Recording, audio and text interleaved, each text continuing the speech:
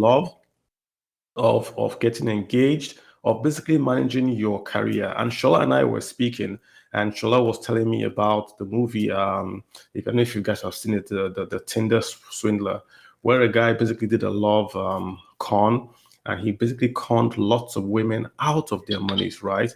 Con them out of their monies, and they were taking credit on his behalf. They were spending on his behalf, and he was out for millions. He got millions from these women, and even when he was arrested, they couldn't prove anything because those women did those spendings on their own name with their own card, just on his request. But it wasn't really fraud because they were the ones spending with their own card. So we just said, listen, can we come back home and just give some good earthly advice, as it were, to people, not just women and men, how you can run your finances. Should you have a joint account? How do you buy assets in joint name? That's essentially what we're trying to do today. Shola, I see you now a speaker. Do you want to introduce yourself? My name is Kalu Aja. I run the spaces. I host it every Saturday by 8 p.m. We've got Shola as well. Shola, this account, I don't know if you guys know her. I want her to introduce herself. She's just a great person. She runs an investment club, the Smart Money Club. Shola, can you hear me? I want you to do your own intro. Yes, so people can hear you. Go for it, Shola. Just tell the world who you are, introduce yourself, and then let's take it from there. Awesome. Good evening, everyone. I am speaking from Lagos, Nigeria. So glad to be here. My name is Shola Adeshaki. I am the lead coach and founder of Smart Stewards. I'm a chartered accountant by profession, but in terms of my passion, I am a personal finance enthusiast. It gives me joy to help individuals, small business owners, couples, children, and everybody get their money game on. So I teach the dynamics of making, managing, and multiplying money. Thank you for having me, Kalu. You're very welcome, Shola. Shola, what's the name of your investment club, and how many folks do you guys have on that investment club now?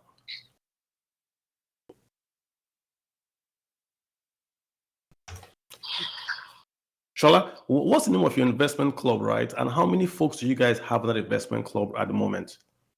All right, so the name of the club is the Smart Investment Club. We've got about 900 members currently from about 35 countries. Yeah. So the Smart Investment Club is just one of the many subdivisions of Smart Stewards. So we provide financial literacy, but at the Smart Investment Club, we provide literacy at a deeper level and opportunities for Africans at home and in the diaspora to build wealth.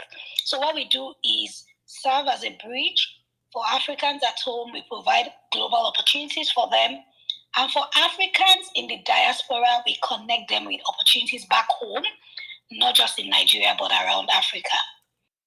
Excellent. That sounds like fun, Shola. Yeah, I want to be in that club. So please, I'm going to join you guys so we can also.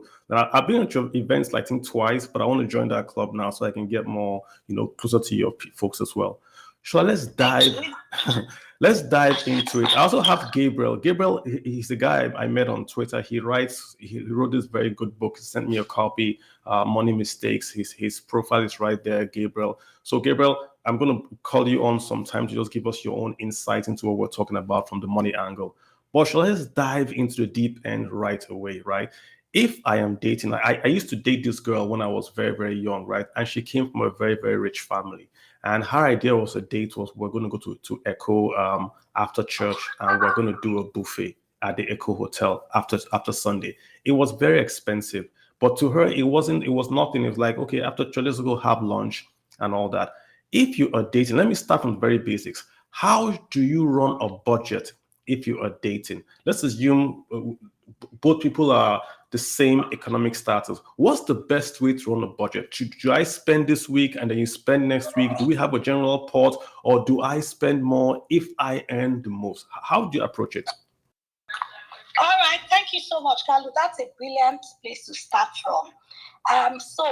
For this session, I have written down 7 C's that cut across, the different stages of relationships.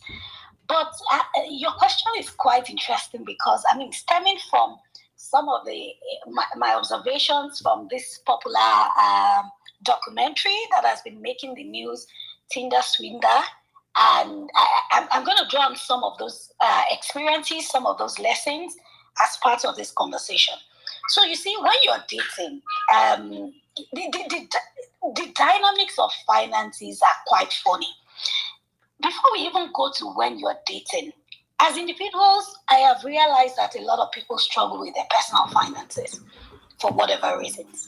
So if at an individual level you don't even understand what it means to budget, why you should budget, why you should get your finances in order, to be honest, when you start dating or when you go into a relationship or when you get married, you're likely to be lost.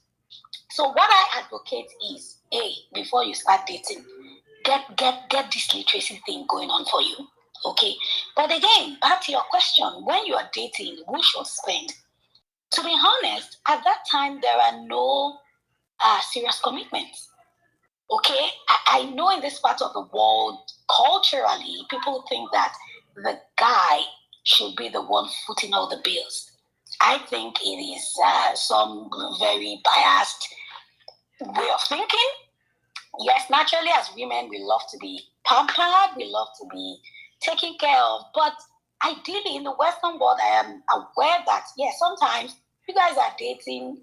Well, the guy still usually would be the one footing the bills. But I think, and that would lead me to the first C, conversations around money. Conversation. But before you jump, Shola, so you're saying you want a shared bill based on, is that just to clear, that's what you're talking about? You want the bills to be shared, okay? In my opinion, again, culturally, especially in this part of the world, we expect that the guy should be the one footing the bills. Why?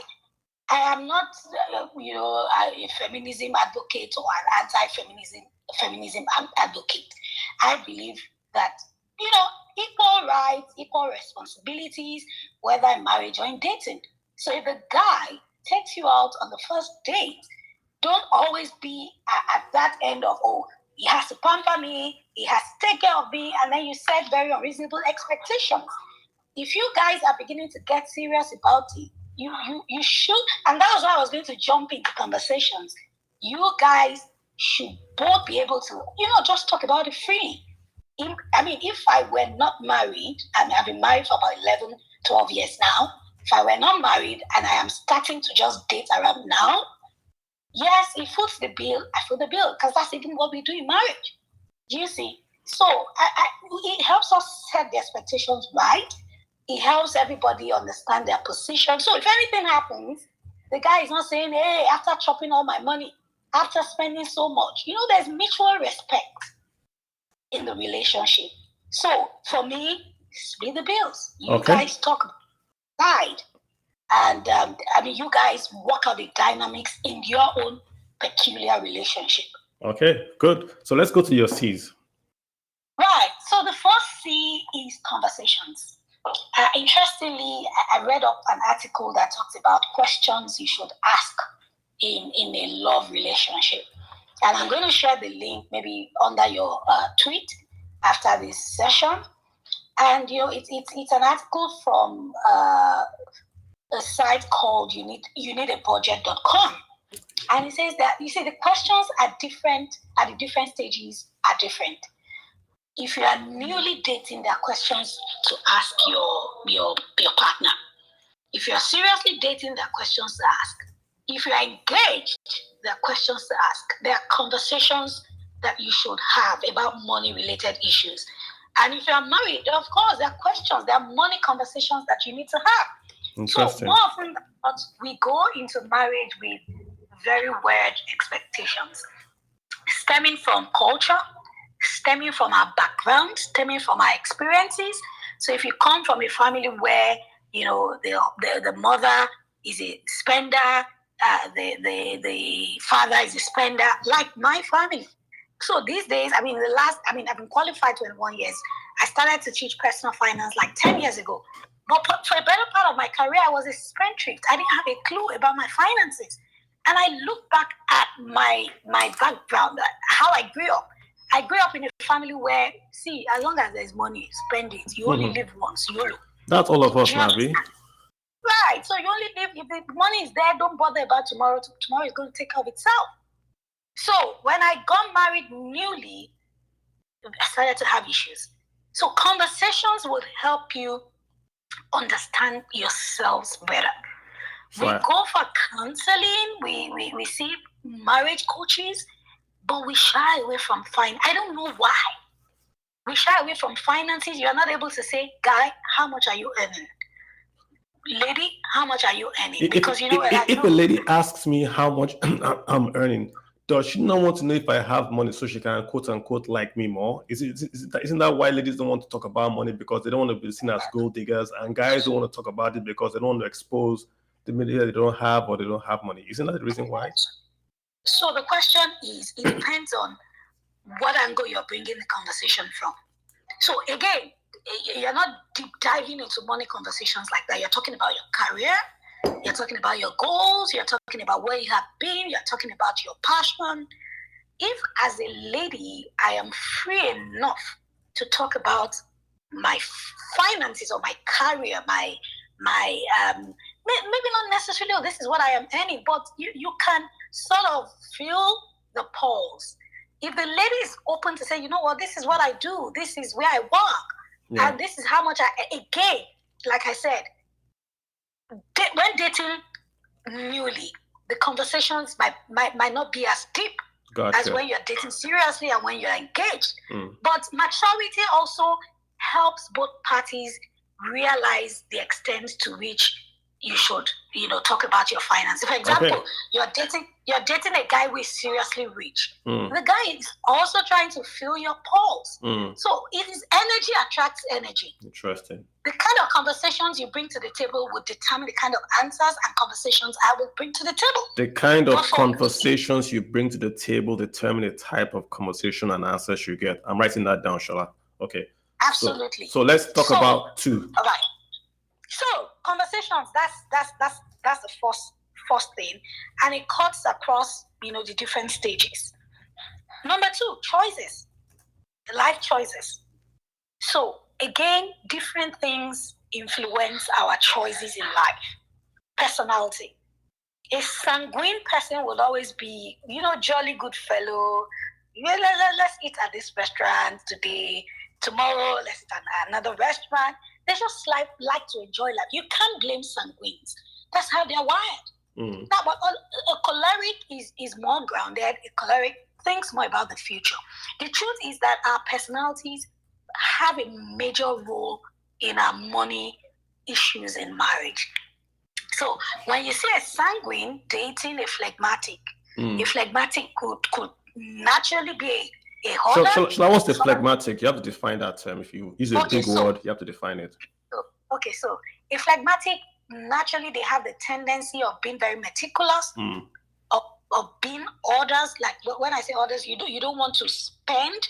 You are sort of, I don't want to say they're stingy, right? They've got their good parts, but they are not naturally given to spending like that. They just want to save.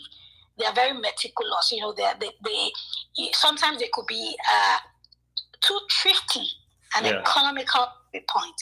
So when you have a sanguine who is just loves life, loves to enjoy life, dating a phlegmatic, sometimes if they don't talk through it, there might be issues, because this person will see the other person as a bad person, as somebody who doesn't understand life, who doesn't know how to spend money.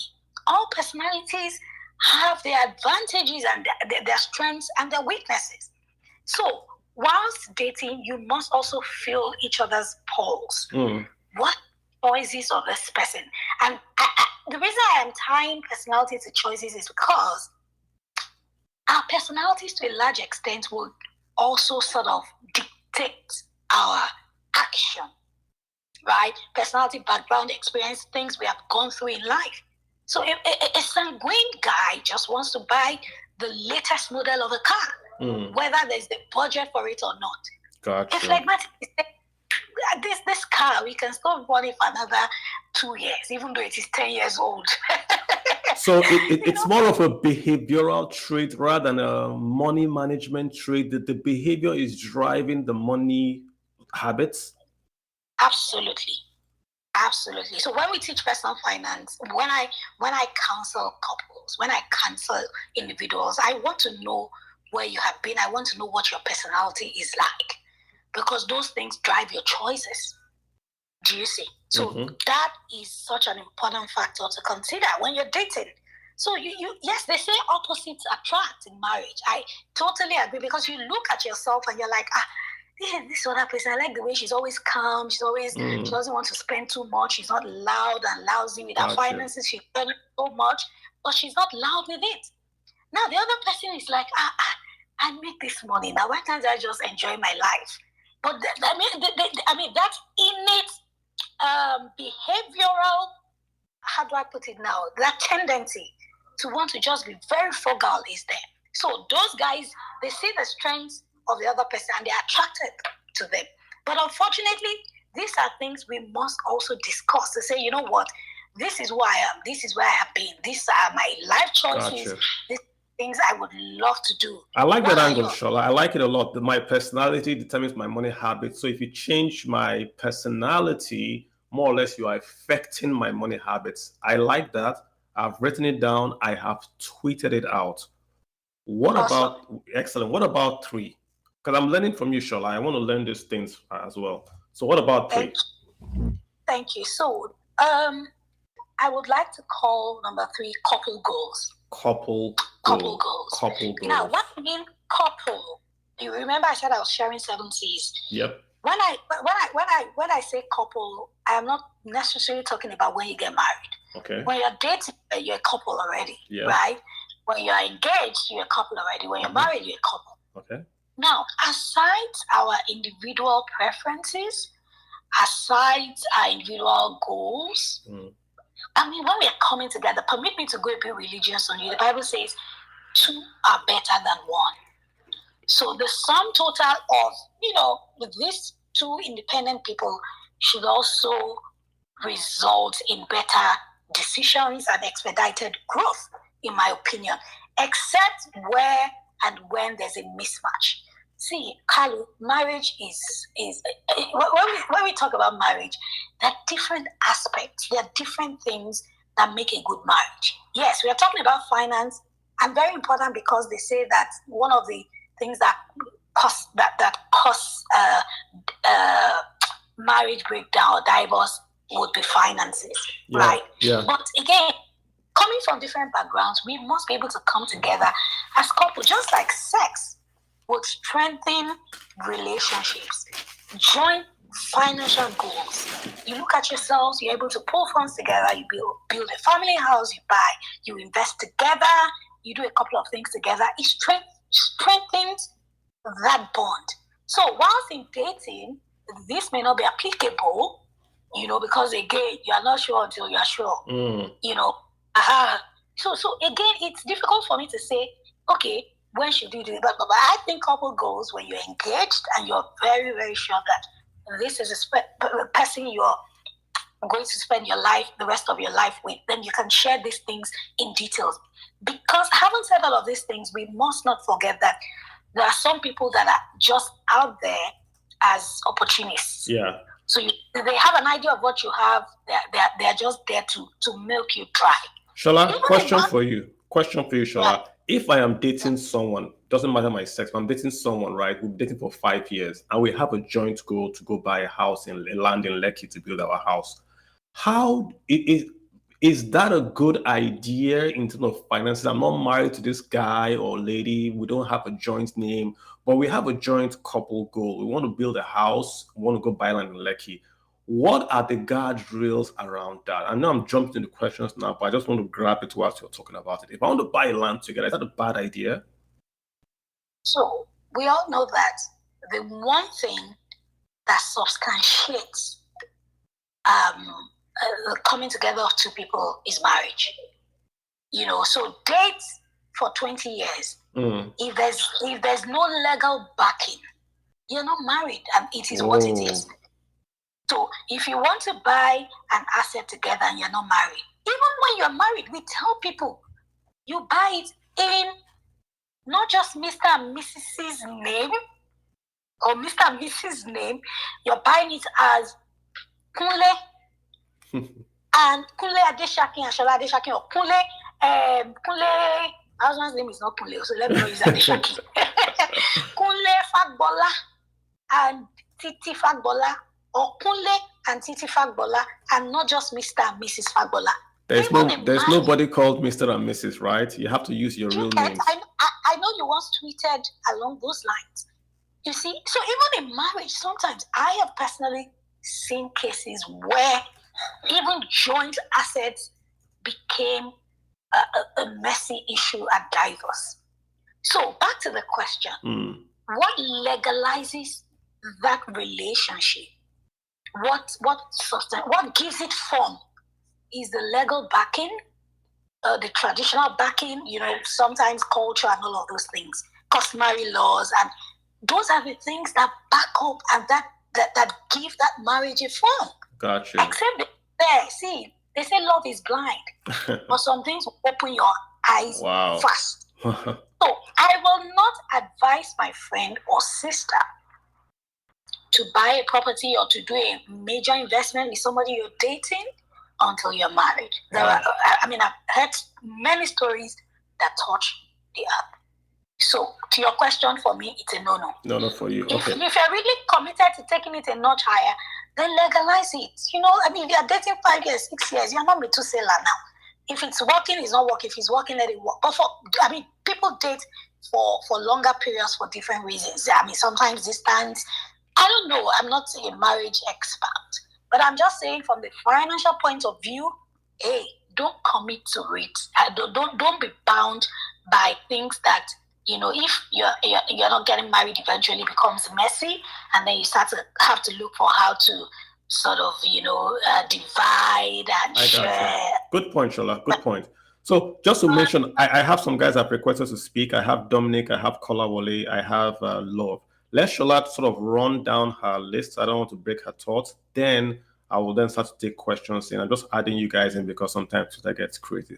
But I want Shola to run down her thoughts, then we can add you guys. Just to let you know. So just hang in there for me. So Shola, please go ahead. We were at number 3, couple goals. Right? Let me mention the fourth one, which is cost sharing. Cost sharing. Cost sharing. Now, I'm trying to work all of my points into C's so that listeners can go back and just go through it. So, cost sharing just means expense sharing, just cost sharing. So, in families, we see a lot of dynamics. In recent times, we see some women being the breadwinners in their family. In some families, we see the guys being the breadwinner. In some families, they're both at par. In some families, somebody is not even working at all. And these days, I have seen homes in which the husband is the homemaker.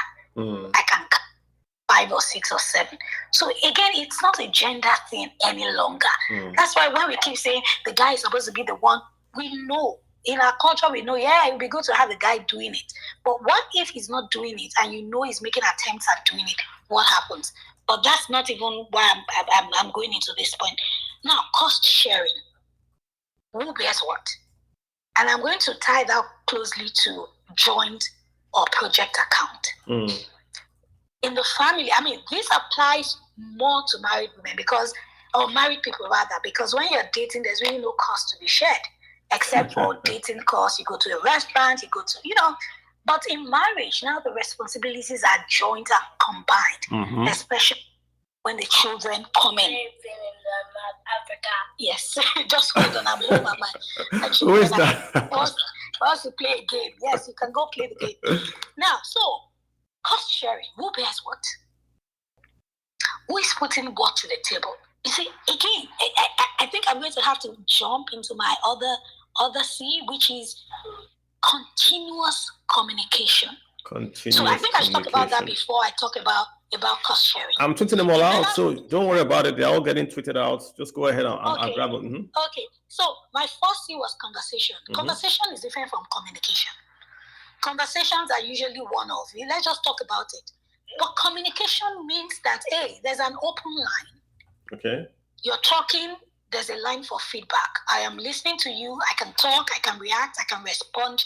And it's an ending line of constantly, touching base with ourselves. So, constant communication in marriage helps you understand what this person is feeling about this. Do you know that in some marriages, in some relationships, the guy or the lady keeps doing stuff and they never tell their partners exactly how they feel about that dynamics. Now they go tell external people or family members, or I'm even the only person bearing this bill. She's not working, she's not doing, or he's not working, he's not doing this. The question is, have you communicated with your spouse or with your partner how you feel about it? Now I have an issue on ground, and the husband is not based in Nigeria, he's based in the UK. Quite elderly, married this younger lady, put her in a new home. The lady's enjoying. Guy comes, brings in pound sterling, jolly good, just kind of a relationship. Now they are strained because the lady resigned her job thinking that she was going to relocate to meet the guy, but it's not working out. They've been married like 4 years. For whatever reasons, the papers are not coming. Now, so all this lady does is to just stay at home, just enjoy Netflix, have good time, have a good time with the girls. Now the husband is not telling her that he's not happy that she's not working. Now he's telling a family member. The family member is telling another family member, and then the wife doesn't even know how her husband feels about her not working. Do you see? Yeah. So communication takes away the strain in marriage. Communication, I know that as women, as men, we still have our own thing going on for you. The dynamics of your own marriage would determine the amount of whatever you're communicating. So I'm not saying go all 100%, go all 90%. Know your spouse. Don't be comparing. Don't go and be saying, because this person told this person this, I'm going to tell you. If you know you are married to an opportunist who is always looking for how to milk you dry, and you say everything, that's it. So we all have to understand how our own marriages work. So constant communication would also help me realize that I'm not making as much right now. But these are the things I am doing. So for this period of time, you may have to just augment the little I am bringing to the table. Gotcha. Or you may have to augment what I am not bringing to the table. And you guys sit with it. You know your expenses. You know what it runs, what it takes to run your family. So let me go back to cost sharing. I was going to ask you about that exactly. Like when we have the bills, how do we share it? Do I pay for DSTV and then you pay for the rent and all that? You get. So that will happen when you have communicated and you continue to communicate, because you see things change. Last year, people's disposable and discretionary income could afford as much for their family. This year, it is not the same. I mean, I've been married, like I said, about 11, 12 years. 11 years actually. At least once in a quarter, I sit down with my husband and we're saying, guy, so school fees have increased. This has increased. And that leads me to the sub points on that cost sharing. Joint or project account. When I was younger, I was joint account. What is joint account? You bring your own, I bring my own. Put it in the same purse, and we disburse from there. See, that thing is it leads to premium tears most of the time. So why? What I teach, why? Yes, because again, you both have your both signatories, right? Somebody is not as meticulous as the other person. Somebody just believes that, maybe this person is my spouse. I've heard of cases where joint accounts, one spouse kept draining and draining and draining in some Ponzi scheme investment. When there was a need, the other spouse just didn't know what had been happening. Didn't realize that this person had been doing this with her money, and they couldn't meet up with their very important obligations. Wow. What I teach is project account. Okay. Make your thing, hold on to it. I make my own thing, I hold on to it. We look at our joint expenses and we determine what amount or what percentage of my own money is going into that joint project purse, what amount of your own money is going to that joint project cost, and we, from time to time, we review. Everybody is happy. So let me summarize what you're saying. Right. So instead of us having this joint account where both of us put the gross money and then spend from, you are saying have a project. The project could be rent. Then we say from that rent, I bring 70, you bring 30. We fund that joint project, and that's how it should work. Is that correct? Absolutely. Okay. Some couples would say, you know what, you pay rent, I pay school fees. That's project account. Okay. Some couples will say, I do groceries, you do that other one. Okay. That's still project account. But as long as everybody has autonomy and independence over their own financial whatever, the stress is less. Nobody is looking at somebody. Nobody is mistrusting somebody. Nobody is misconstruing anything. So I want to buy something. I don't have to wait for my hubby to say, yes, so I want to go and take it from the project account. No, flexibility is very important. Because the marriage itself is stressful. You don't want to add money issues to it. Do you get it? So that's what I think about cost sharing. Communication makes it easier, so you know who is doing what is bearing, who is going to pay for what. And from time to time, you may tweak things. And some of the time, one partner may say, I've got this, don't worry, I'll handle it this month. He'll come in like a big boy or big girl and just prepare for that trip to Greece. Honestly, it's not as difficult if we constantly touch base with ourselves. Some spouses do not know that their significant other has lost his or her job. Whoa. Yeah. And then you keep hounding. The other guy too is trying to fund big, trying to ensure that things are hunky-dory. Doesn't want the spouse to know. You don't want them to get worried. And then you're falling back. When it comes to meeting obligations, you're not meeting up the obligations. So you guys are just hiding things from yourselves. So I saw a guy on TV, popular presenter a long time ago. He said when he lost his job in a bank, right, he would dress up, wear his tie, and go out and stay out till 6 p.m. Then come back in because he didn't want to tell his wife he had lost his job. The wife found out, and what she then started to do is she would give him a bill. This is the bill we want to pay for the house. Then she would take it and go pay the bills herself. She found out, but they didn't confront him about it. So it was this pride thing of, I can't lose my job or tell my family I want to get a job real quick. So I hear what you're saying. So that takes us back to communication, right? So ideally, marriage, you're supposed to be naked and not ashamed. Whoa. Literally, it doesn't just mean, being naked literally. It just means that you're able to just talk about things. Ideally, I know that's not how many marriages work, but it depends on what works for you and your spouse.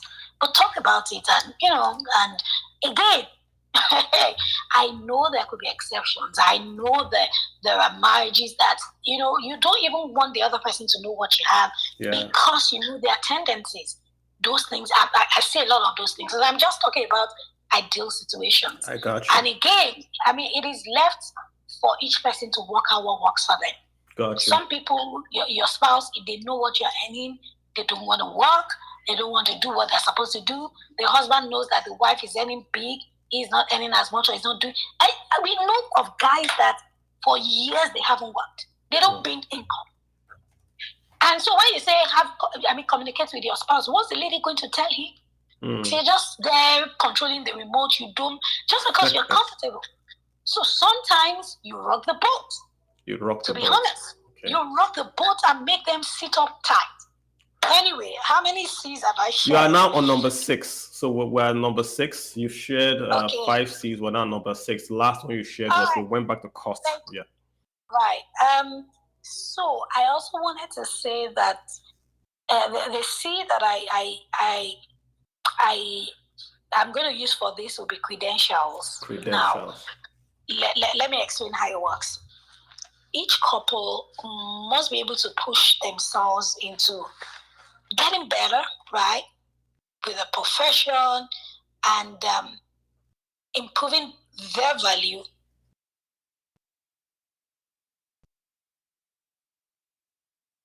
Hi, Shola. I think we lost Shola. Yeah, Shola. So if you can use what I want you, I want you about. So Twitter, I think, has kicked Shola off. Shola, if you can't hear me right, I'm going to take real questions real quick from those that have been waiting, right? So shall I try to come back and really can't hear you? So I've got Scotch Bonnet. Scotch Bonnet, can you hear me? Yes. So if you ask your question, I will take it down and I'll get Shola to basically answer it when she's back. So go ahead and ask a question, please. Yeah, so my question was, these days a lot of us are getting married or remarried later in life. Yeah. We may already have acquired assets Yeah. before marriage, and some of us are of our first family, our parents, our siblings, etc. As you know. So my question to Shola is, what advice does she give people who are getting married who already have their own assets when they acquired when they were single? Perhaps they have a home, perhaps they have land, perhaps they have whatever. Like how do you manage those assets that before marriage were taking care of your first family, Yeah. and now you're embarking on a That's a fantastic question. That's a fantastic question. I mean, you're coming in already. You've got shares and all that. And Shola, are you back? Yes, I'm back. So can you still hear me? I can hear you. And I have a lovely question for you before you even continue. I think it's wonderful. We should just address it. So Right. Chrissy 54 is asking, what do you do if you already have assets, right? And you're coming into the marriage or with those assets, right? What is the best way to approach this? How is the communication style? What's the legal style? What's the finance style? I have a few ideas. I'm going to let you go ahead and answer. Then I'll add mine. So if you're already coming in with your assets, and how should you do the approach this? Yes. In my opinion, I mean the assets are in your name. Leave them in your name. Leave them in your name, and then you both work towards having joint assets as time goes on. I don't think. I mean, yes, the love is there. The love is shocking you and all of that. But whether you change the assets to your spouse's name or you make it joint assets, it doesn't remove, it doesn't reduce the love, it doesn't increase the love. So keep your assets as your assets. Again, the kind of person you're dating, remember how I started? I said, feel the pulse. Feel the pulse. From your first, second, third conversations about money. And that's why we cannot continue to shy away from money matters. When you talk to the person, first, second, third, you will have an idea of who this person is and what their money values are. Somebody says, I don't believe in assets, so you spend it, or whether you make money or not, you only live once. It doesn't make that person a bad person, right? I mean, that's the personality. Live once. Now, that person might likely, in the face of challenges, tell you to sell off an asset. So feel the pulse and work out what works best for you. But leave the assets in your name. When necessary and where expedient, disclose. Shola, let me play devil's advocate here. I get married to you. You tell me you love me. You say for living, for debt, for good, for all that stuff, right? You bring in an asset. You have a house in London. We're living in whatever. Then you say I have to keep the assets in my name. It shouldn't be a joint name. Maybe in a joint. You just keep it there. Do you love me if you cannot trust me with your asset? The question is, why are you even insisting or requesting that the name be changed? Because we're both married. We're both Mr. and Mrs. You know. So let's work at doing something together. I know as a lady, it's easier for me to say this. The question is, how many men? Yeah, because of love, men may say, "Yeah, let me change it," but it doesn't change my love for you. I probably bought this asset 5 years before I even met you. So it's mine. If there's any need for it, we need to sell when the time comes. Gotcha. But I don't have to change it to prove my love for you. But if I get income, for instance, if the assets were like shares in the bank and the income came, I could disclose I can share it. You can I can share the income with you. I mean, rental property. If there's a reason to share the income, I will share it. If there's a reason to bring it into our project account, I will share it. Interestingly, my husband and I, we kid ourselves. when he tells me, oh, I hear this very big project, I'm like, oh yeah, give me my share. Do you get? And we just joke about it, and then whatever, I might say, okay, oh yeah, this is what I'm buying you this. So, but fundamentally, the asset still remains in their name. That's why earlier on I said have common goals. Common goals would include, see, how do we want to live our lives? Do we want to relocate? Do we want to buy a house in the UK? Do we want to buy a house in Nigeria? What sort of lifestyle do we want? How many cars do we want? These are fundamental things that we can trash out when we have conversations. So, you're marrying somebody who does not have the intention of relocating, and you have been dreaming of relocating and having a second passport. If you don't, sort of trash out those little things, you will get stressed up in marriage because of things that you could have just talked about. Okay, Shola. And I believe that yes. Question again for you is this: should I disclose, even if I am not going to add the person? Is disclosure very important? I could say, okay, hey, I bought this home already in California, but I'm just going to tell you about it, but it's going to remain in my name. Is that the minimum, or should we just say, what's mine is mine, sign a prenup, and move on? Yes.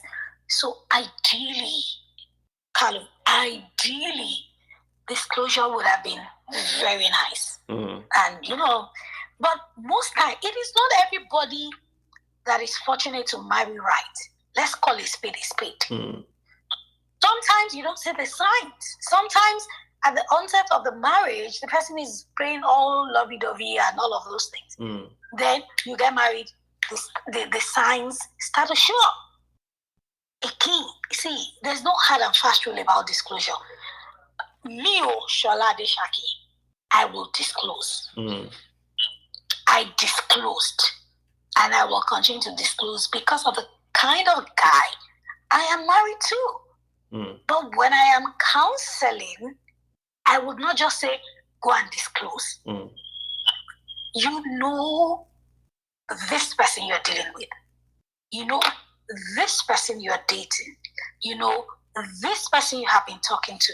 Some people mask their true nature, but wisdom is also profitable to direct. Remember what I said initially. Energy for energy. I test him with one piece of information, or I test her with one piece of information. I watch her reaction. It would help me know to what extent I should disclose. Now, I am not advocating do not disclose. I am not anti-full disclosure. But I can count on my fingers 5, 6, 7, 10 marriages in which disclosure have led to issues. I know of a marriage in which, this person knew that this lady had sold one of the assets, sold it. Marriage, sold it. So, I am not saying don't disclose. Disclose, but reasonably. Feel the pulse. Feel the energy. Yeah. So, right? what I'm hearing is the answer really has to go back to communication, understanding of the person you are married to, so that you understand how you can really approach this. There's no one size fits all, but you do not advocate as a hard sell. Do not change name. You should disclose based on your understanding, more or less, and it should be a play-by-play, i.e., everyone is different. That's what I basically hear you saying, more or less. Right. Yes. So, I mean, if you have a follow-up, right? Just Chris, if you have a follow-up, send me a DM. I will also come back to the topic. Shola was on number 6 in terms of her C's, and Shola, before you went off, I think you were talking about credentials. So we can continue credentials. Chrissy, if you have a follow-up to this question, send me a DM. I'll bring it to Shola's attention. So Shola, I've got the floor back on C. Yeah, thank you. But quickly back to the question. To the point that we're talking about. In the Western world, they sign prenup. Yeah. What do you do in prenup? You disclose assets. Right? Good point. Or, you disclose assets, and then you also say that, okay, whatever assets, whatever happens, this is the way it will go. You get. So sometimes also the culture of the communities we live in, regulations, whatever it is that would guide our relationships would also come to play in the way we handle some of these things. Right? Okay, I was talking about credentials and just without flogging it too much. It's just about you both constantly improving on yourself, bringing more value, so that nobody feels lesser than the other person. I know, in this part of the world, a lot of people feel that the husband is the head, this and that is the head. Again, I am not for feminism, I'm not anti-feminism, I'm just here doing my own thing and living an amazing life. I believe you bring to the table, I bring to the table, let's just live well. Let's live in peace. Life is too complicated to be having all of these, issues every now and then. But keep improving on yourself and be interested in the other person's progress as well. Again, this person hasn't been working, you are working. How do you push them into, doing better, getting better, so that at the end of the day, whatever you all are bringing to the table will help your family live and lead amazing lives together. Right. So that is number 6, credentials. Let me quickly go back to cost sharing. I wanted to talk about control. Mm-hmm. I want to talk about control. Who handles what? So even the joint account, somebody still has to manage it. In the earlier days of my marriage, I am a bit sanguinish. I'm sanguine and phlegmatic at the same time. But predominantly, I could be sanguine and I could be, I was a chartered accountant. I'm still a chartered accountant, but I didn't have control over my finances. I could go out and say, you know what? I just saw this ticket. There's a sale on BA. And I bought the ticket for all of us. But we didn't talk about it. Yeah. That's the kind of thing I am. Go out. But I just saw this new. Somebody brought these items to my office. So this thing is nearing 7 digits, and I'm not. Do we actually need it? But my husband is choleric. He's not a finance person. But in the earlier days of our marriage, he understood, this dynamics of personal finance more than me. So we're always struggling. But as time went by, I just said, you know what, you handle these things. The project, whatever account, you handle it, because all the monies they put in my hand by month end or whatever, gone. Okay, so in managing the project account, again, not the joint account, let the person with, I don't want to say better money values, but that has, what's the word, that is more disciplined, that is, help me look for that word. I think what I hear you saying is that if you're an ACCA, you should do the accounts. You don't have to. The behavior itself may be different from the skill set. If your husband is an electrician, he should do the consultancy for the electrician. You can hire an electrical guy, but the skill set is important in your case. If you're an ACCA, we should expect that you should have a handle on at least managing the finances. That's what I think I hear you saying. Saying good or bad, yeah. Whoever is able to manage the finances better should do. Do you get? Yeah. Even the joint ones, the joint expenses and all of those things. Whoever does it better. You give some wise money for food. They have bought this and that, but at the end of the day, but we don't have food again. But what happened? I'm sorry. I'll make up for it. You give some guys money to oversee, or you both contribute money to oversee a building project. The guy has diverted the money. He has done forex trading. Oh, God, this money is supposed to be for this project. And that sets you back as a family. So whoever is more disciplined, whoever is able to sort of navigate the family in the direction of your goals, should sort of oversee and take control on that financial management. Do you get it? Very important. Now, the final one, it is what it is. Children. I'll say children and external influences. Again, I know this conversation has talked more tilted towards marriage the most, but during the question and answer session, maybe I might be able to touch on some of those things that relate to dating and all of that. But children and external influences. Now, when you come together, it's a merger, it's a fusion of different families. So you start to see sister-in-law, brother-in-law. God help you if you are both firstborn in your family.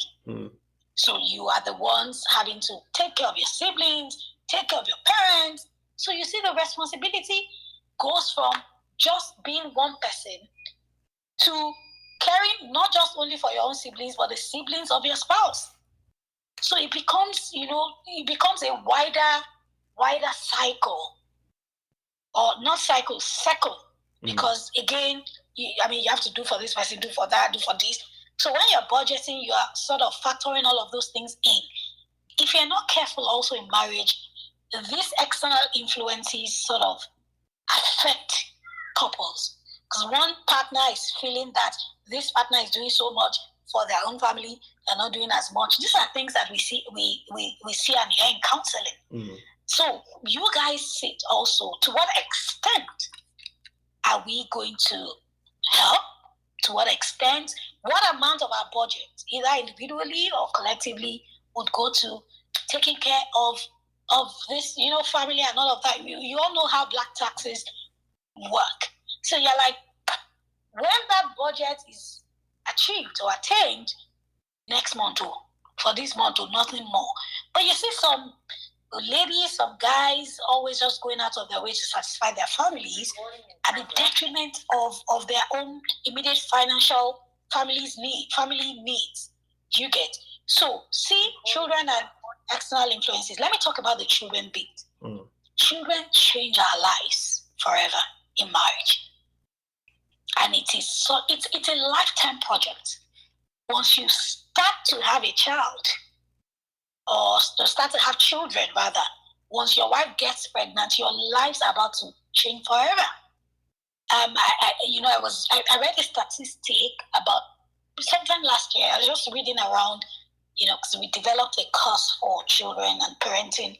Yeah. How much does it cost to take care of a child? And it said in America, from birth till about 17 years, you spend about $200,000 plus. $200,000. I'm telling you, if you Google it, it will come 230, 240, within that range. So again, because we don't spend the money at a go, we don't realize how much, that means, or what it means, or the impact of that sum on our pockets. And you have 3 children, you have 4 children. Remember, you have your own life going on for you. You're trying to also improve on yourself. You're going to school. You're feeding your family. You're just doing so many things. So we must factor that in. And again, it comes to communication. Communication about the number of children you want to have. Communication about the lifestyle you want to give them.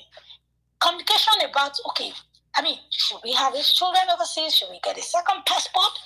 So children are such an important influence on our marriages and on our finances, but we don't realize it because we do pay-as-you-go parenting, pay-as-you-go spending. We don't sit down. Some people cannot afford 3 children, afford to give them the kind of life. So I look at it, I'm like, how did our parents? My dad, before he passed on last year, had 9 of us, polygamous home, 4 wives. Beyond the finances, the emotional trauma, you know how polygamous homes could be. So these are things as young people, especially if you're here, you're not married, you're still dating, you're still considering who to marry. Guys, ladies, these are the things to consider. If you're in Nigeria, having your children in a country where you will get citizenship is not luxury. If you understand what it means to go and queue for passports, so you factor it and figure it in the plans. These are the things I want to do. This is the kind of school I want my children to attend. This is the kind of exposure. From 2 or 3 years old, I want to travel the world with my children. These are the things you can plan for and be intentional about. Carlu, there's so much to say, but I have just tried to sum up. Yeah, I mean, this particular one about children has a lot of things that you can basically add to this. We're talking about, communicating with the family. When I hear you say children, I'm talking about family, your grandparents in the village. How do you support them? Children, how many should you have? Where should they be funded? Should they go live abroad? It's wide. It's a wide topic. So you're even trying to summarize it and all. I hear you. So we've done 7. I would like to at least clear up. I've got 2 guys I've been waiting since the podcast started. I've got Dominic, I've got Love. So I'm going to just ask them to ask the question. Shola can take those questions. Then we'll then have an open house. I have my own questions, Shola, a lot of questions. So Dominic, if you are on, I'll have you ask Shola your question. After Dominic would have Love, then I'll ask my own questions. So Dominic, you have the floor. Go ahead, sir.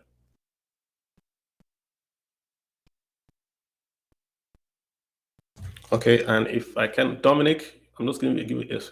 If you can hear, Dominic, going once, going twice. Okay, can I have Love OG 2002? If you can hear me, sir, go ahead, or I will go ahead and ask Shola my own questions. Shola? Hey, Shola? Yes, I can hear you. Okay, super. Yes, I can hear you. Let me ask you my own questions, right? So we've talked a lot now. I think you've spoken a lot really about marriage and the money dynamics in the marriage. We've gone all the way from even prenup to having children, and they're all excellent points. I want to take us back, if I may, to that very, very first start when you meet the girl, when you are dating this girl. You don't have know this girl from Adam. She's just beautiful, and you want to take her out on a date.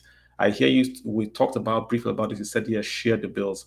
What else should I, if I am looking at marrying someone, right? What sort of questions should I be asking this person apart from the what films do you like? What sort of money questions can I ask, and how can I ask those money questions? Beautiful. So I have this. I have a list of questions. I'm just going to read through right here. I will share the link later. Mm-hmm. But you're newly dating. Here are questions you can ask. Where did you grow up? What do you Why do is that for work? important? Where did you grow up? Why is it important? So many things. See, our background, to a large extent, influence our way of life, Okay. our way of thinking. Right now, somebody who grew up in America, Yeah, and somebody who grew up in Nigeria. See, except you who are really, really exposed. Now, when somebody who grew up in America is talking about, oh, so I'm thinking, I observe my vacations twice a year. The person who grew up in Nigeria who was not exposed to some of those things, we are, well, what's the big deal? Why do you have to go on vacation around? Why do you have to spend so much, traveling around the world? Mm. So, where did you grow up will just help you understand. And beyond that, it will just help you understand where this person has been to, where they have been at, what their values are, right? What are their values? Not just financial values, but generally. Of course, you should ask what the person does for a living, right? Yeah. Well, what do you do with your career? What are your career plans? What do you do in your free time? Sometimes, so I mean, just ask the person if you had an extra $100,000 today, what would you do with it? Whoa. You just want to find out how the person thinks about money, what their money values are. Right, there's a money personality test I share with my community members from time to time. It says that you see beyond this regular, I am a sanguine, I'm a phlegmatic, choleric, melancholy. There are money personalities. You have those you call spenders. It is what it is. They spend. The ones they have, the ones they don't have, they spend. Yeah. You have the savers. You have the amassers. Yeah. The amassers are always trying to amass. They're not spending. They just want to. They're just comfortable seeing 7 digits, 8 digits in their bank account. Yeah. Right? You have the money monk who thinks money is evil. Yeah. For all you care, there are people who feel that money is evil. Think I know, just be content. I've listened to people tell me that, see, I don't really, really want to be rich. I just want to be able to meet my obligations. I don't want to fall into temptations. I hear you. Like that prayer of, was it Solomon or who said, don't give me too much and don't give me too little. If you give me too much, I'll be tempted. If you give me too little, I might. Do you get? Yeah. So money monks feel money is evil. Like, no, money is the root of all evil. Please don't. You're too ambitious. No. So you just also want to know what their money values are. So I said there are savers, there are spenders, there are masters, there are money monks. I remember the last one maybe before we finish.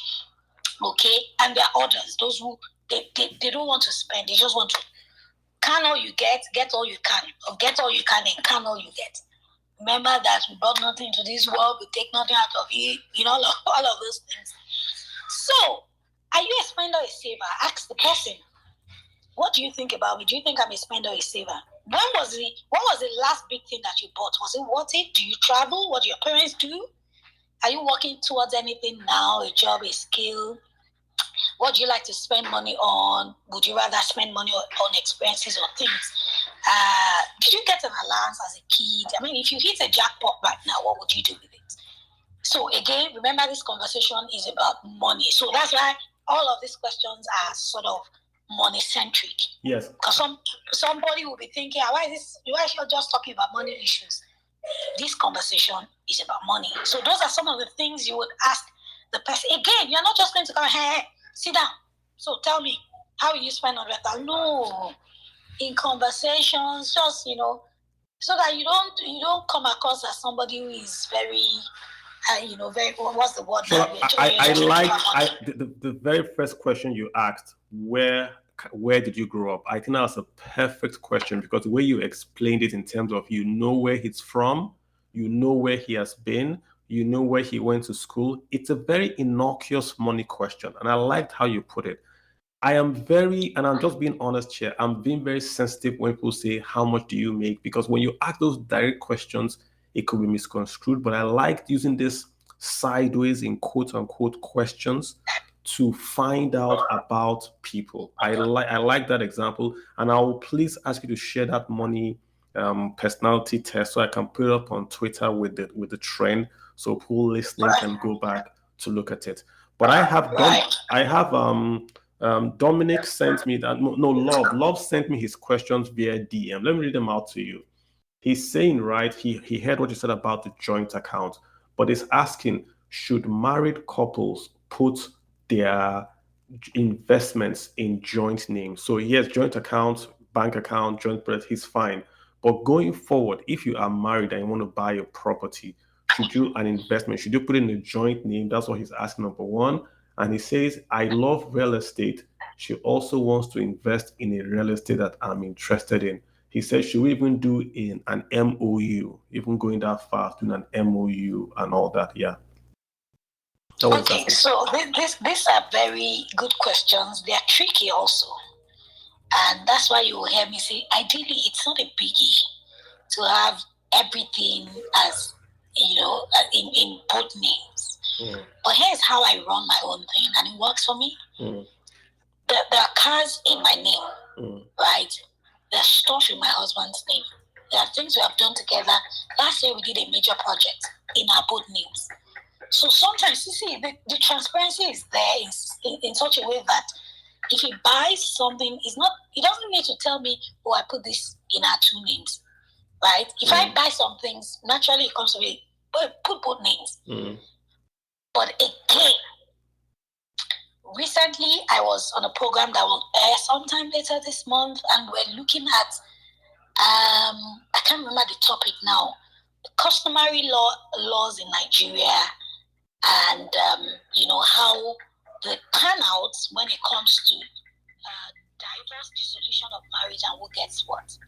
So in Southern Africa, in Europe, the court usually will have the right to sort of reapportion properties, whether they were jointly bought or not. But I think one of the customary laws in Nigeria would say that if there's a financial contribution, there's a feedback. Is that you? Kalu, can you hear me? Yes, I'm here, Shola. Okay, I was hearing a background noise. Okay, so that wherever there's a financial contribution by any of the woman especially, then there can be joint, it can be split into half for both of them in the case of a divorce. But back to the question, you both decide. So some things are bought in my name, fine. And so we buy a car, we'll be putting Mr. and Mrs. What's the value of the car? His life is not that hard. Some projects are more weighty than some other projects, right? But you guys work out what works for you. But in your marriage, if you feel that what has worked for us is I buy it, it is in my name. You buy it, it is in your name. Yeah. So we keep it like that. If it works for you like that, then so be it. But if you're fortunate to have a spouse or a marriage that works well, and you both can be transparent with yourselves, and you both understand that, hey, it can be in both names, let it be so. But in both names means it is very clear and explicitly stated that it is in both names. If there's any need or any reason to sort of split, then you both get it. So if you buy it and then you buy it as an individual, and then you decide that let it be in both names. That means if anything happens, you're also ready to let go. Correct. So again, work out what works for you. Yeah, and Shola, I have a question, right? Someone is asking the same question, but she's flipping the question. She's saying, the question about where did you grow up and all that, to get the money answers by asking a question about your background. She's asking, how do you answer that question that you don't fall prey to someone that wants to take advantage of you? So it's the flip side now. Somebody has asked me, where did you grow up?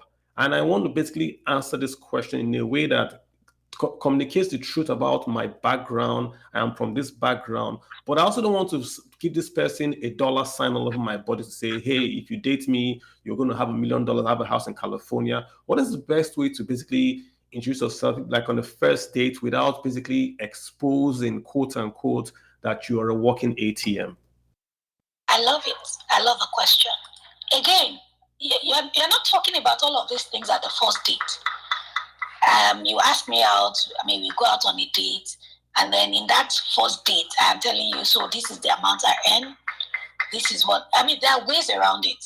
So let's say I am the one the person is asking. So first date, so I say, what do you do? Yeah, I'm an accountant, and I teach personal finance, and of course, I don't expect the conversations to go take a deep dive at that very first date.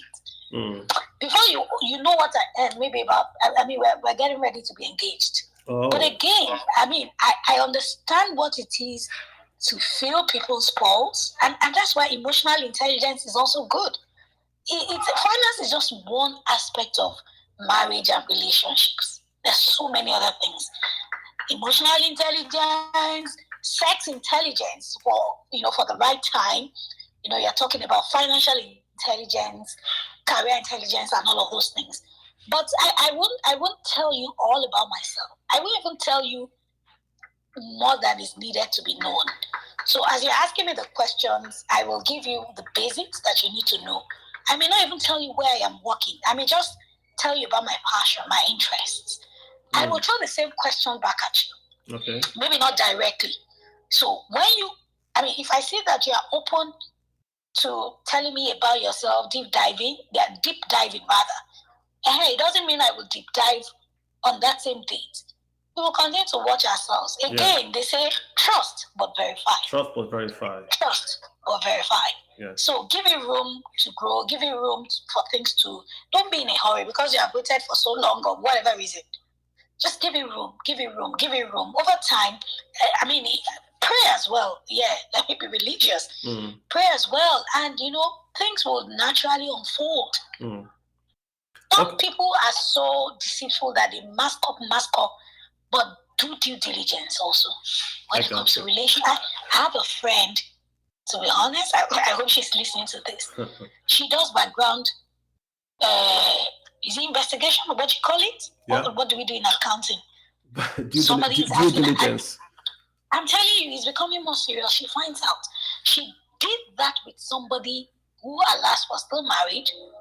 I was saying, I know, he was still living in the same house with the former spouse. Yeah. And then it was all over her, they were already planning to see this person, see my parents doing through. But she sent somebody to investigate. Yeah. And you know what? We don't do that all the time. It's not only for business or investments. Find that even in our relationship, you're not being paranoid, but if this is a person you're going to spend the rest of your life with, then the world has become more dangerous. We know there are opportunities. We know that people just want to date you for what you are, who you are, what you have. Look at the Tinder swindler. Yeah. Right? You met the guy and he's wearing this and that. If the internet these days, put up a picture, you will see. Now look at how the dots were connected for the lady that was from the first lady.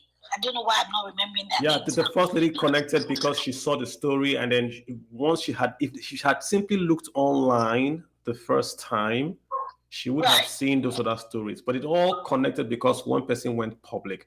I think his whole scam was because he knew the ladies would not go public, that they would be ashamed and not go public. And I think doing a background check, I think in this time and age, I think it should be a standard operating procedure for everybody. I don't think you should, it's nothing wrong with Googling someone's name and actually find out where he works. Go to LinkedIn and find out who this guy works with. On LinkedIn, you can see your own friends that know a friend that knows him. And you can ask a colleague, a professional colleague, how is this guy professionally, LinkedIn is, that's what I think is used for. It's Facebook for professionals. So you could go there, see where he works, see the comments people make about him, and you can have this guy says I'm an ED, but you go on LinkedIn and his friends are all managers or they're all cashiers. Then you can tell that there's something off there, and of course that puts your antenna up more or less. So I think, Shola, the point about doing due diligence and background checks is very, very important. And I have more questions for you, Shola. These are all questions from the audience, but I want to ask you my own questions now, if you don't mind. Right, right. My first question is this, right? When I'm dating and I am now engaged, at what point can I actually go into legal contract? Should it be only when I have legally married? What if I don't marry this guy? What if I'm just living with this guy? We've lived together for 10 years. We have 2 kids. We have a relationship. He's my partner. Can I not have any legal dealings with this person because we have not signed any legal paperwork? Okay, so we have seen broken engagements. Now, it is what it is. An engagement is not a marriage. What laws are binding your engagement? Whether customary, whether common, whether legal, or whatever it is. Now, that you have children in between you does still not mean anything. Yes, sometimes in wills you see people giving out their property to people who are not even family members. Yeah, so I mean, let's look at it from that point of view as well. But we're talking about you committing to doing stuff with this person. There is no legal substance. It is what it is. So be engaged for 50 years. The guy can do anything. If you go into a contract with the person, well, and you have proper, I'm not a lawyer, so my opinion might be imperfect. Now, if you're engaged with the person, let me backtrack a bit. You're engaged to a person and you do stuff together that has a legal substance without being married. You can take that to court. Because even as individuals, as friends, as colleagues, we can do contracts together. We do MOUs, and these things are binding in court. So if I'm engaged to you, we buy property together, and it's stated there. You can be Mr. Fola or Shibo, Miss Durosimi Kolawole. As long as the name bears your name, it can be substantiated, then I don't think that there should be a problem with that. Okay. As long as you have. But what I'm saying is, you are not married. You do not do contract. You just buy property. You say, it's for the 2 of us. You don't have a legal substance for it. There will be trouble. So yes, some people are engaged. They have children for one another. Protect yourself is what I'm saying. Okay. Protect your joint dealings. Let it be legal contract.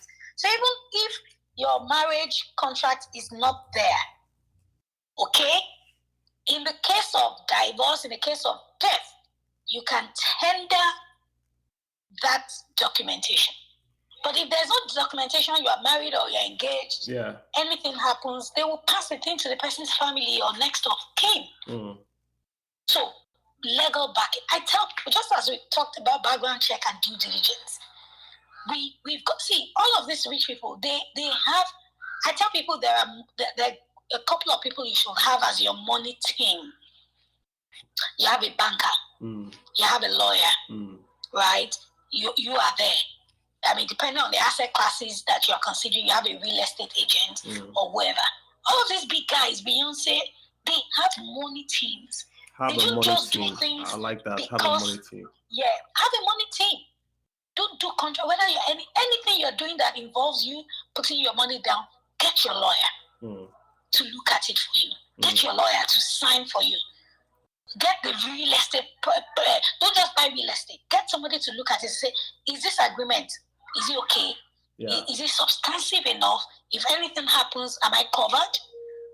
Have a banker, have a financial advisor. If possible, have a finance coach. Have a finance coach. I mean, Have Shola, a finance coach. that's what investment club does, right? You guys, Right. yeah. So I think join something where there are 2 or 3 are gathered, right? There's safety in numbers. I would say get advice from people, not just from your buddies, but the professional buddies. So you ask them about real stuff. A lawyer just dropped a line, right? The lawyer says they will not have marital protections, but they will have legal rights, so that whatever they are doing, they will still have legal rights irrespective of their marital status. So it says make sure everything is done legally, and that gives you protections in the law. Just want to put that out to support the point. Thank you. Yeah. And I think that's what I just said too. Exactly. Yeah. So, Shola, my question for you again is this: yeah, if I have now basically I want to get married. This is the love of my life. Want to have a wedding. You know how weddings are. That's where the first fight comes. So Dangote gave us 5 million naira for wedding. I want to take that 5 million naira and I want to buy an ETF. Madam says no, we must take that 5 million naira and we must rent Muson Center and hire Chinese caterers. Please advise us, this couple, please. Remember what I said about choices, right? So your personality differences are showing up early enough. Now, it doesn't mean that the guy who wants a very classy wedding is wrong. It doesn't mean the person who wants ETFs is wrong. It just means that you guys are on different wavelengths when it comes to how you spend your money. And these are things you should discuss because they will come up all the time. But we just changed this TV. No, this one is smarter than that other one. But you just changed your car. Right? These things are things I hear. I remember I had a conversation last week. Somebody was saying this person is just trying to micromanage me. This is where it is coming from. So let's buy this car. This model is what we should buy. How can you buy this model in this day and age? So back to the question. ETF. The person wants to invest. Valid. The person wants to have a very fantastic wedding. Valid. Your wedding is once in a lifetime. But let there be a middle point. But to anyone who is listening to this, you're planning your wedding. Wedding is a one-day affair. Marriage is a lifetime affair. We do classy weddings because we want to make a statement. But after that night, maybe your wedding party will be in the news for maybe 1 or 2 months. By the next day, whatever people ate at your wedding is down the drain. Your marriage is a lifetime, and that is what you should prepare for. Now, people will say, let me do it first. You guys have gotten married. I had 4 different ceremonies, Kalu. Yeah. I don't know what got into me. You had 4 marriage ceremonies? 4, yes, I had. Wedding ceremonies. So we had my church, the pastors joined myself and my husband, which eventually has become our marriage anniversary date. Okay. Because for ceremonies, confusion self enter. We went to, what do you call when you go to registry? We did registry, another date. We did traditional for the parents. Big party, okay, everything was flowing. Then we now did the white wedding outside of Nigeria because my husband's siblings were overseas, and we also wanted to. We had a nice evening wedding in the UK. All of these things, now money chop. In retrospect, I mean, let me be a bit vulnerable. I had resigned my job just a month before my wedding because I just felt I was tired of that job. I'm a chartered accountant, fellow of Kinikon, I will get a new job. My husband and I had not had a conversation on whether the babies would start coming or the babies would wait, So I submitted my resignation, went to London, no savings, nothing. And then we came back. Reality set, and I got pregnant. All the money's gone. Ceremony, people would love you. See, classic weddings are always nice weddings. But you are only and merely entertaining people. They will go and forget. In 1 month's time, another wedding will topple, the experience that you give people at your wedding. So I'll tell people, when I say this, people say, no, let me experience it too. But more often than not, it comes back to the same thing. I wish I didn't spend as much. I wish I had some money put in savings. So these days, weigh your options. Yeah, you're there to make people happy, but make sure you are making your future happy as well. So, Shola, what I hear you saying is that really it's the communication, but you don't really advise that big spend on the wedding. I mean, you can have the memory, but think about the marriage, not the wedding more, right? Not the wedding. Thank you. So this is a Don't mind me, I like to talk a lot. I hear you. This is a very sensitive question. I want to try to ask you in a way. She wrote me the message, but I'm going to change the message to ask you a question. She has sort of changed the question out, right? What she's saying is this. She's dating someone and she doesn't think she wants to marry the person, but she's going to have a child for the person. She's asking what legal protections should she take on the financial side. I've sort of changed the question out a bit, just so I could ask okay. it. So if you could take a stab at that, I would appreciate it. Okay, so this is for me more of a legal. I don't know. There's more. I think we should look at it more from the legal angle, than the finance angle. I mean, what I said earlier on sort of answers to this. Yeah. So you're having a baby for him, getting married. So if you buy anything, let it be spelled out. If it is your money, especially because you're not married, let it be in your name. If you are putting funds, let it be in your both names. Simple. Yeah, protect yourself. This is my advice would be. I mean, let's talk about anything else. To say whatever he's getting for you, because he's getting it for you because of the child, get it in your name. If he's doing any insurance scheme for the child, put yourself as a trustee.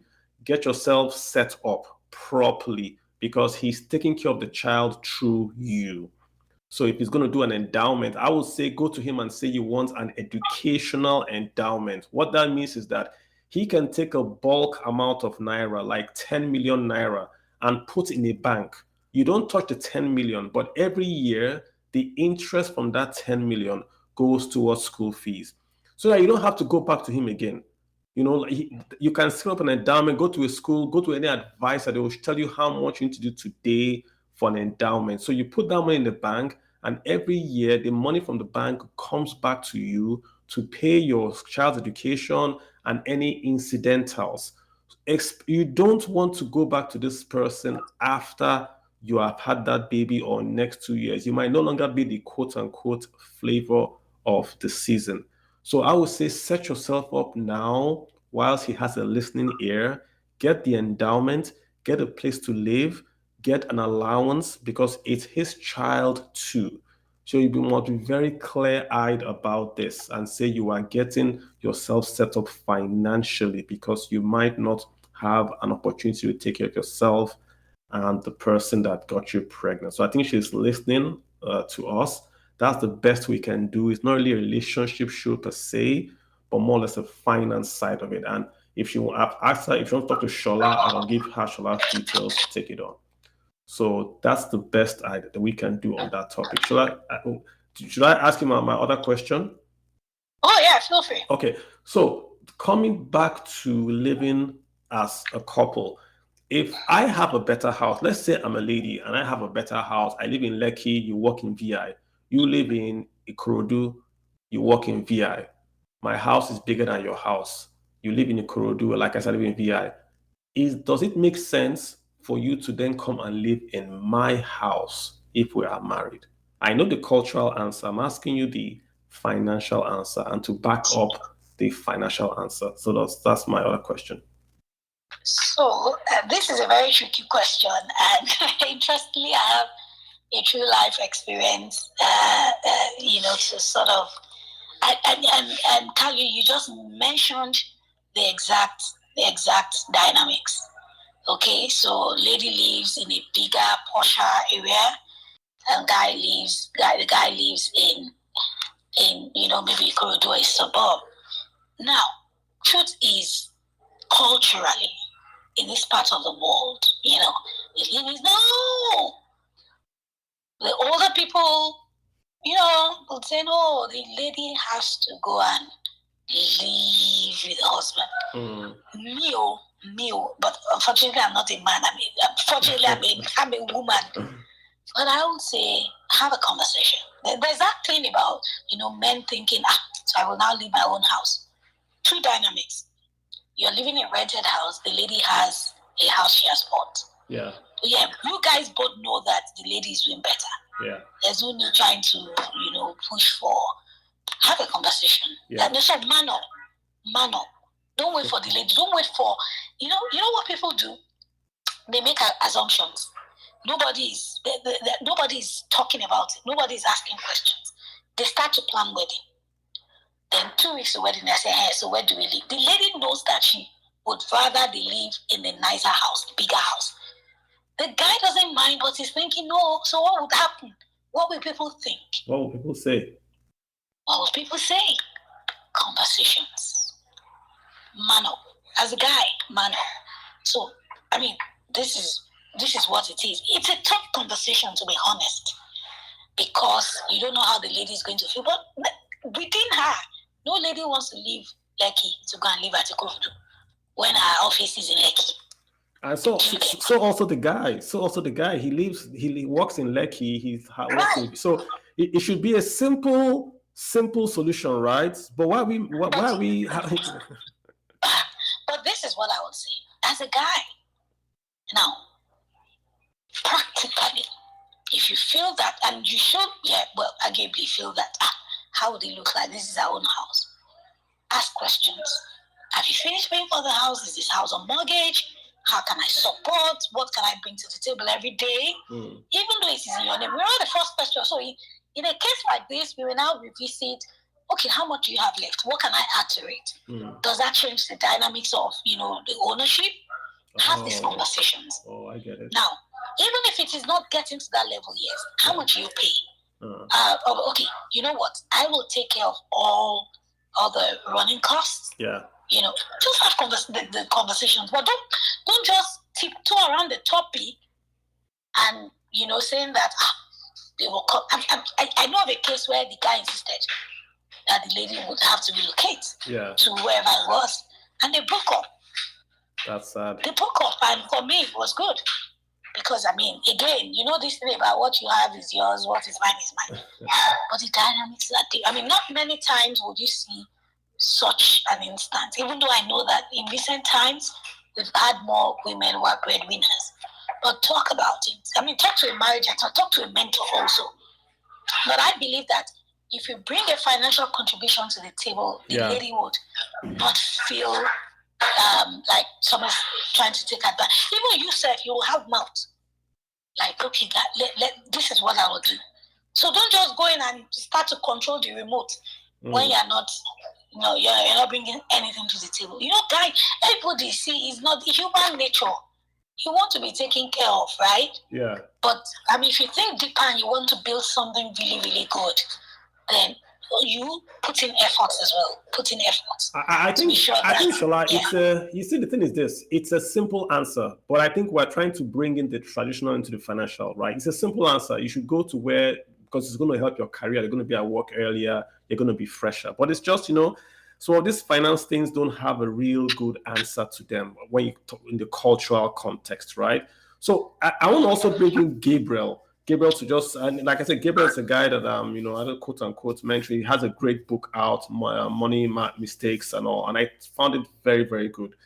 Gabriel, I see you muted, right? If you unmute, I can ask you if in your book, Money Mistakes, if you have anything there about relationships, marriage, dating, that is a common money mistake that we should be aware of. Go ahead, Gabriel. Okay, thank you. Please confirm you can hear me. I can hear you perfectly. Okay, so thank you very much for the opportunity. Yeah, definitely. I totally align with what Shola has been saying. First things first, man, know thyself. Most times people don't know themselves. They just come out, and most of us have no clue about what money is. We just hope to have money and hope to spend it. And that's why if you look at most of our musical videos, people are spraying money. They stay in a big house, stand in a big car, and most times you see women because that's what you think money is.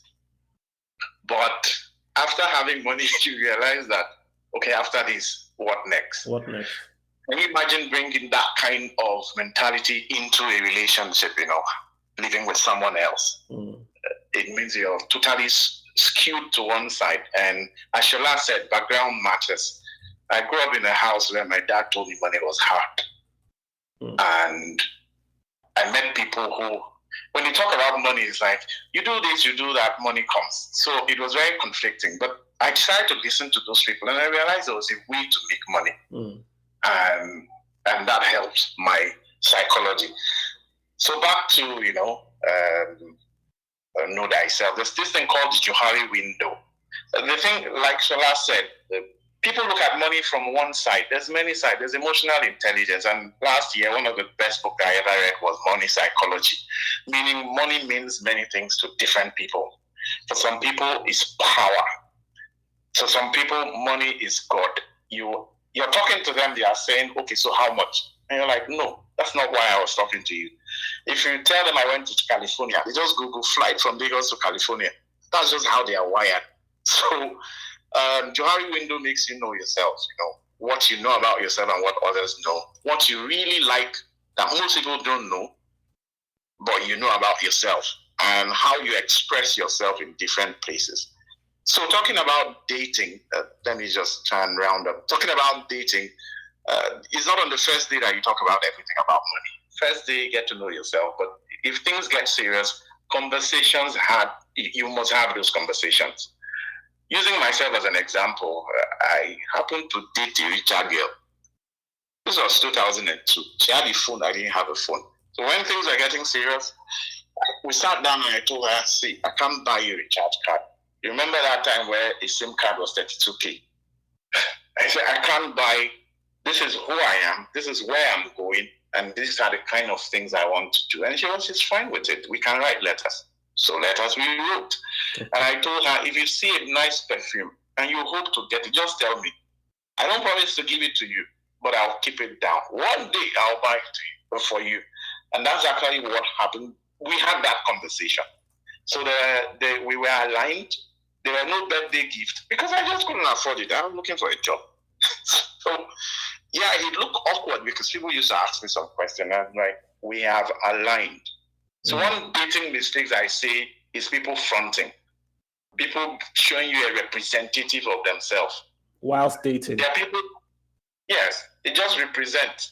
And they would have borrowed money from people to come and date. And you're like, what are you doing? What's the hope of this relationship? But will a lady date me if I can't buy her recharge card or I can't pay for her date? If I can't take her out on a date, should she be marrying me? So there's a time for everything.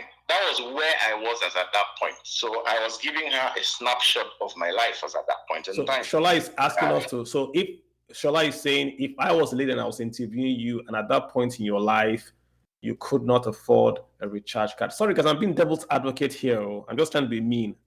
No. Yeah. I'm the one that gave you the information. I know. So if this guy cannot afford a recharge card and he wants to date me, he wants to marry me, wants to take care of me, should I take him as a serious candidate? Because this is what I'm looking at the ladies now who say he can't buy me a recharge card, but he wants to marry me. Which means if we get married, I'm going to bear the financial cost. Right. So the guy is now scared that he might come off as not being able to take care because at that point in his life, he's going through some financial stress. So he tries to fake it out because it's going to get better. Maybe he's in school doing a CFA exam. So this is where I am torn between, should we fake it till we make it, or should we say, hey, we don't have the means and then we lose the girl? Well, I think transparency, for me, it's about being transparent. I usually tell people poverty is transient, okay? If you understand that about life, this is a journey, and this is where I am. Because, things will be happening, and they're asking you, guy, I called you couldn't call back. I couldn't call back because of X, Y, Z. And it's a conversation, as I said. And from there, you take it up. And everybody knows where we are. So if we know where we are, then we can take decisions. Let's look at marriage, okay? We're now going to get married. No, you can't be getting married without money. So at least at that point, your legs should have been solidified, because finances will come in, whether you like it or not. We hope they will come in. Yeah, I hear you. We hope they will come in. So see, I have the lady that asked a question. I don't know if she wants to speak. Chrissy, if Chrissy wants to say something, and I want Shola to also respond to my question to Gabriel.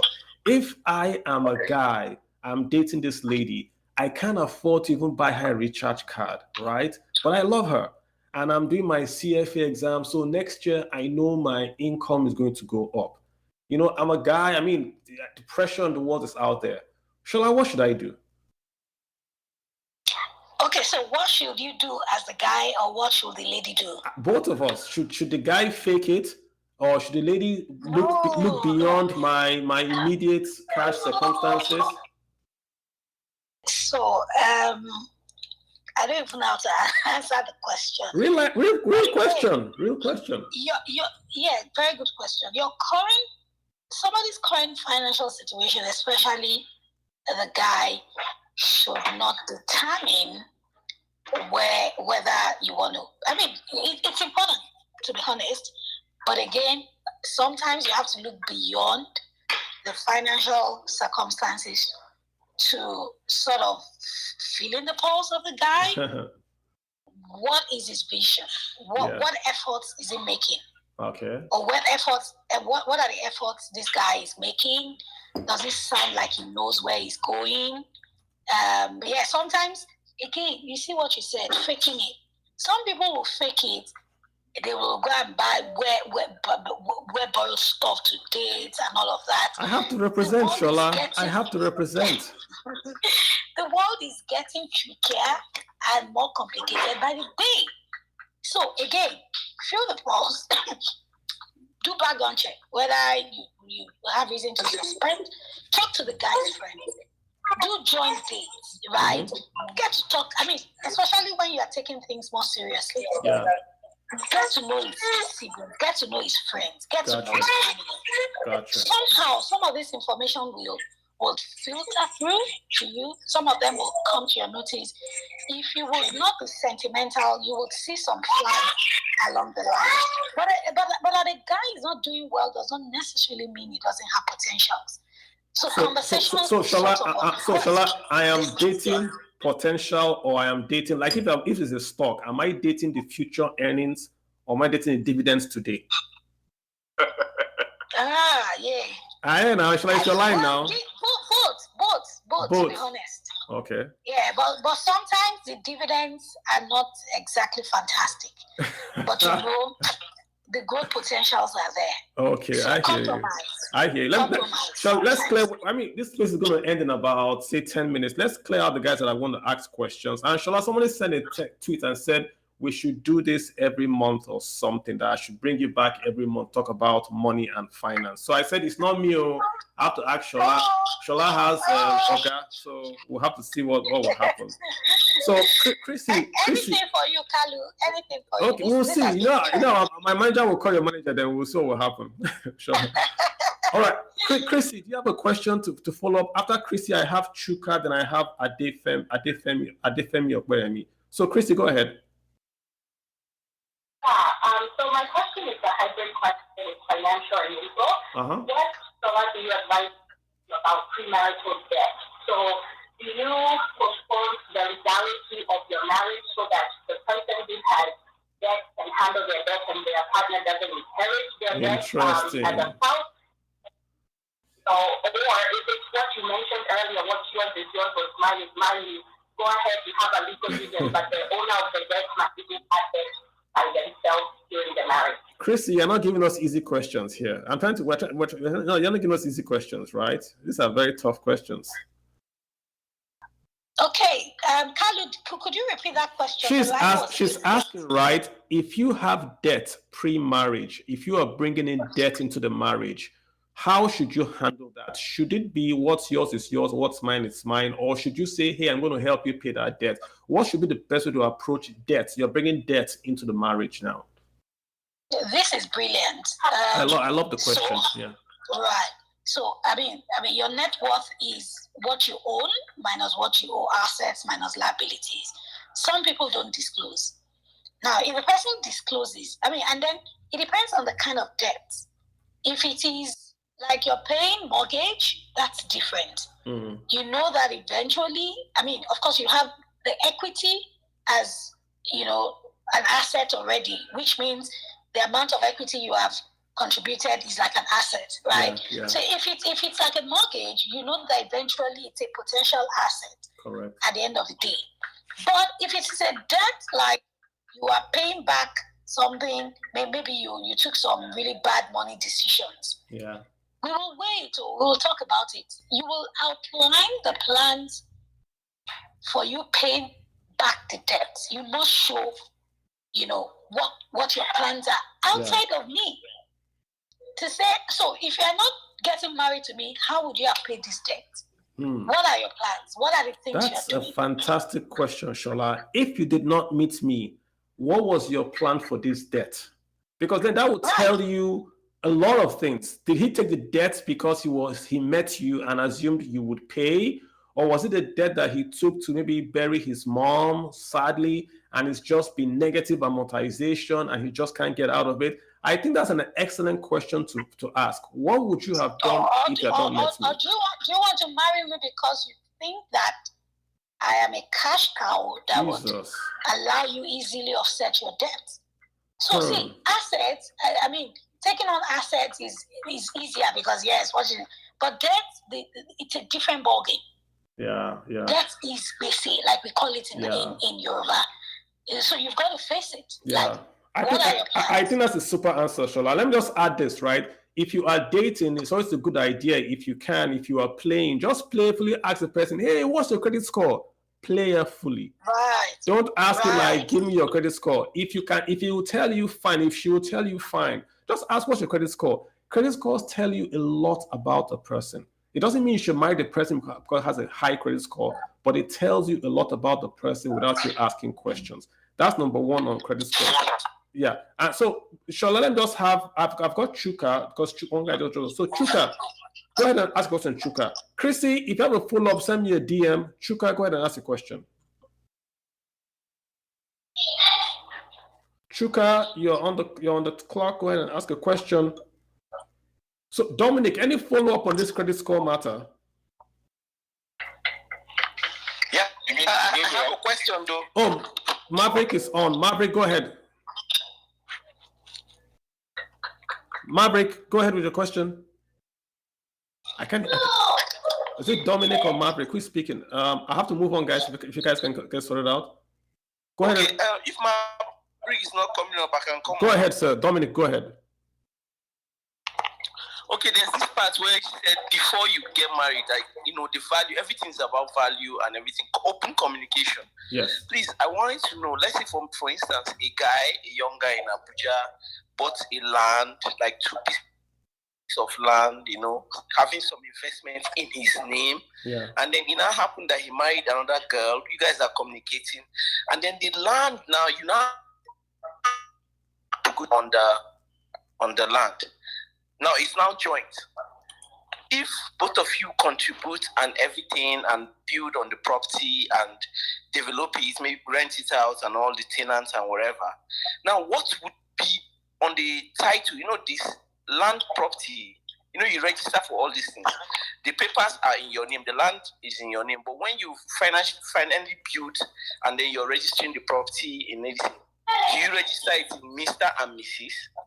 No, simple question. I think Shola answered that. You should always register property in your personal names together. So that would be not Mr. and Mrs., but Kalu Aja and Beyonce Kim Kardashian. You understand? So if I marry Kim Kardashian, amen, it will be Kalu Aja and Kim Kardashian. That's what's going to be on the title, not Mr. and Mrs. Kalu Aja.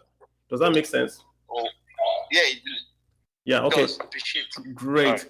So Shola, Dominic, thanks a lot. I've got Shola here, and I've got Dominic, and we're just basically trying to just round up the spaces. I can't thank you enough, guys, for basically honoring the invitation. Shola, I think we have to do this again. There's just no way I'm letting you get away from this. So we have to do this again.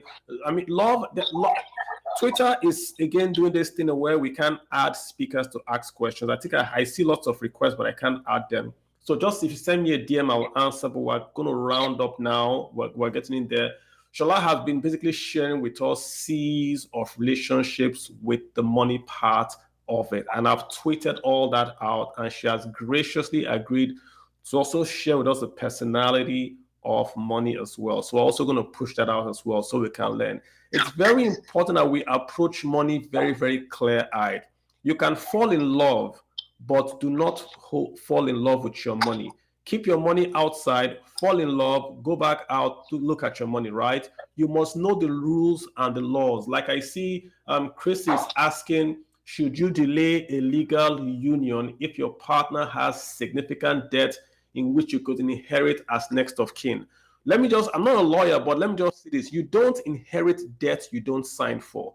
Next of kin does not make you automatically the owner of a debt. If someone has a debt in their name and you get married to the person, it does not automatically mean that that debt becomes your debt. So be very, very careful what you sign. Next of kin does not mean legally that you owe that debt. Be very, very careful what you sign, because you might be saying that you're a joint holder of a debt. In America especially, I see couples, you see a couple will come to the bank and the husband will leave the wife's account totally, because the bank cannot go after anybody that is not on the account. But if you are on your son's account and your son enters into debt, even if you did not sign that debt, in American law, they can go after your bank account if you are on your son's account. So be very careful how you sign documents to do with finances, but debts do not automatically transfer to you simply because you are married. Also, Gabriel Omi was glad enough to join us. Gabriel has this book out there. I think it's on his profile. Gabriel, you can plug in your book here. Shola, did you plug in anything? Please, I want you to, you're an author of about 7 books. You have an investment club. Please, can you tell people the books they can get in touch with you, and also how to join the investment club? And if you send me a link, I will also share that so people can also join this club and get access to your knowledge, as it were. Shall I go ahead, and I'll have Gabriel also go ahead? Thank you so much. So I run the Smart Investment Club, and like I said earlier, we've got about 900 members in 35 countries around the world. We want to help the Africans at home leverage opportunities overseas, investment opportunities, and we want to help Africans in the diaspora leverage opportunities back home. But financial literacy is our weapon. So we're not just saying come and invest. We want to equip you, want to teach you how you can understand the dynamics of making, managing, and multiplying money. I will share the link with you. It is www.thesmartinvestmentclub. Okay. Not smart investors. We are the Smart Investment Club, and I will shoot that at you now. Super. For my books, yes, I've got 8 published books. 8. My bestseller, 8, yes. Oh, wow. My bestseller is 40 Frugal Rules for a Journey to Financial Freedom. Okay. I've got the Fit to Fly Financial Plan. I've got Rubies of Wisdom for Women. I've got May I Have My Money for Children. And I've got a lot of unpublished free ebooks. Now, if you follow me on Instagram, Shola_Adesakin, SOLA_ADESAKIN, on my bio, it has everything for my books, for the investment club, for my newsletters, and just everything that you need to know about me. So I will shoot the links to you, and then people can take a cue from there. Excellent. Thank you so much, Shola. What about you, Gabriel? Are you going to send me a link to your book? I see the 45 Common Money Mistakes. I've read it. I think it's very, very well written and also very simple, bite-sized information to read and grasp. Are you going to send me that link as well? I will send that to you. So, I do financial literacy. Unlike Shola, who is our bigger sister. Shola is bigger. I don't run a club. But I've seen people being devastated by making horrible financial decisions. And I was once Secretary General of my cooperative, and that was what made me go into this, because I saw people make horrible decisions just sitting down with them for 5 minutes, solve debt. So I'll send you the link and then you take it from there. Yeah, excellent. Thank you. Excellent. So, Shola, last question: How can you protect yourself legally when you try to sponsor your wife's education while dating? Why are you paying for your wife's education while dating? People do it. I see guys sending. This is a very, very serious topic, though. I see people sending women abroad to learn nursing. They pay everything. They're not married, and in America, it's a big issue. I don't want to say some things. But if you are not, like, quote unquote, legally engaged, if you do traditional marriage, that's legal in my view. That's like you have married the person. But be very careful about spending on someone's future when you haven't agreed that future with the person. That's what I was just saying. Just be very careful. Not everyone is the same. Some people are very, very nice and you get a good partner. Some people are just using you, quote unquote. So the only way you can know for sure is to protect yourself, really. Guys, we're going to have to shut this space down. But I have a space immediately after this. Think about it. I have a space coming up. We're going to talk about fixed income investing, treasury bills, money market, euro bonds, how to invest in dollars whilst you are in Nigeria to earn a dollar return and beat inflation. I'm going there immediately after this. So please join me. Since my Saturday is packed. Shola, Gabriel, and everyone that has asked questions, I cannot thank you enough. Shola, we'll do this again. Thank you very much, guys. Thank you for having me. God bless. You're very welcome, guys. Take care, everyone. See you all. Thank you. Thank you, Gabriel. Take care.